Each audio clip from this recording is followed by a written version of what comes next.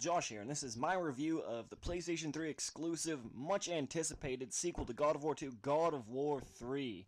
Kratos' final, presumably, adventure in the franchise, and boy did they go out in style. Start off, the game takes place right after God of War 2, almost seconds after, and spoilers if you haven't played God of War 2.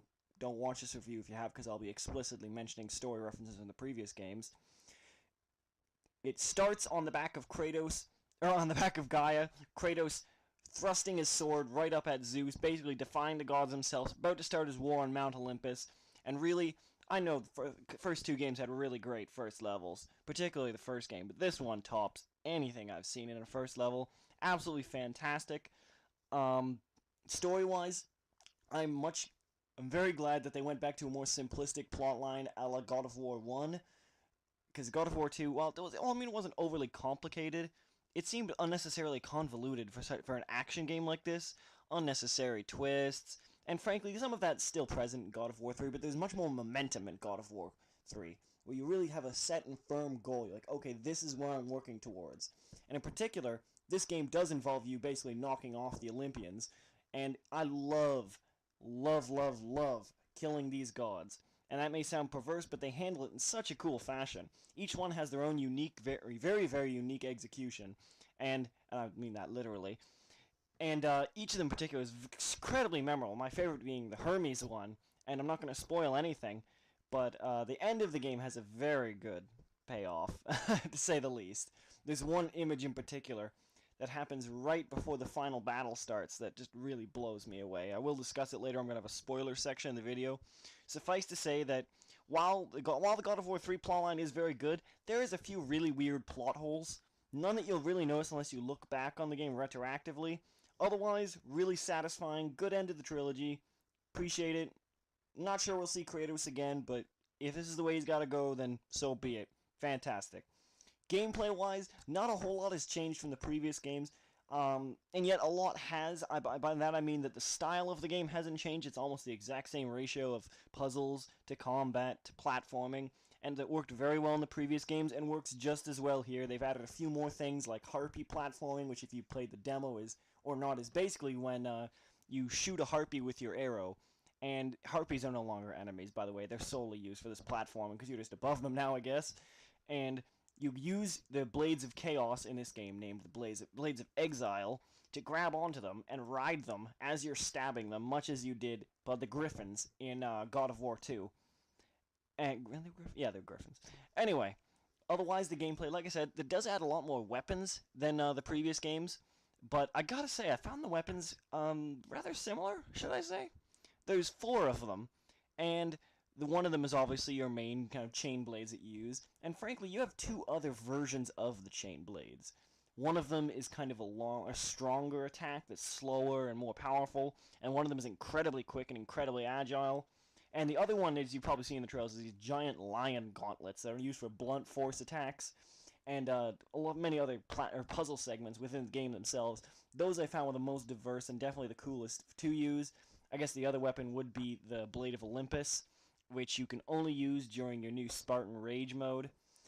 And, yeah, like I said, the super fast agile weapons you get, really great and fun to use, really useful. So those, while they're not too different, definitely have their uses, almost above the original ones, almost. But the other ones I found really pathetic. They couldn't seem to combat a lot of enemies that were quicker, and I mean that like you couldn't even compensate with it because they were so slow in comparison. I don't think, it doesn't feel like they were designed quite as well as the other ones. Not that they're a terrible weapon, but just not nearly as effective as to warrant you using them over anything else. In particular, when you have a magic attack for each of these ones, each of these particular weapons, you don't choose between them. Those ones that's the weakest magic attack too, so I just don't really see the point. Couple cool inclusions though, like I just said, lots more magic attacks, one for each weapon. Your particular one is now kind of a 300-esque Spartan charge, where you raise dead Spartans to shield you on your side, jam out spears out of the Phalanx formation around you, and rain a hail of arrows on later upgrades. Really cool looking, thematically appropriate, and very, very effective. Otherwise, I'm not going to spoil too much else regarding the gameplay. other than to get back to the basics of each thing. For the puzzles in this one, I gotta say, I think they really did a fantastic job in this. For God of War, I do not want to spend 45 minutes on puzzles every 2 hours. It's just too much. And that's what I felt happened in God of War 2. I thought they were a little overly complicated with not as much payoff, whereas in God of War 3, they're not very complicated, but definitely give you a feeling of satisfaction. And oftentimes they're action-based puzzles, or action-based platforming, so time segments that really are cool.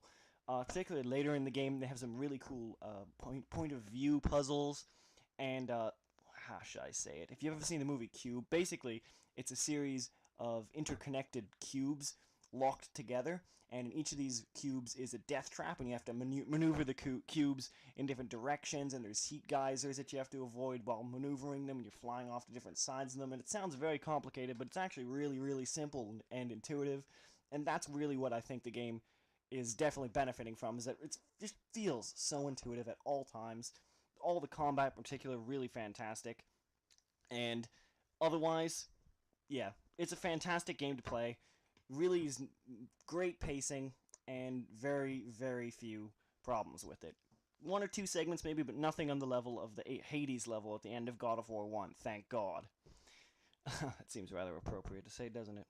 Anyway, getting on, because this review is going a little over time than what I initially anticipated. The graphics, fucking astounding. I'm not even gonna lie. I'm blown away. Particularly the first level, the scale of this game is just amazing. It cannot be understood unless you have seen it and moreover played it yourself. Particularly played it because you really feel the sense of scale because you were in it at the time, of course. And I gotta say, love the Titan aspect. Didn't last for as long as I thought it would have, but the game really keeps up that sense of scale, and you absolutely feel like you're in this huge, enormous world. And there's definitely a lot more character in this game than there was even in the previous two games, which certainly did have a lot of character. So there's these little graphical touches too. Particularly Kratos' in-game model is what is used in the cinematics, and it's absolutely stunning to sit back and look at. And one thing that should be noted, the gore. The gore is really, really intense in this game. Any kind of finishers for any of the enemies, absolutely brutal.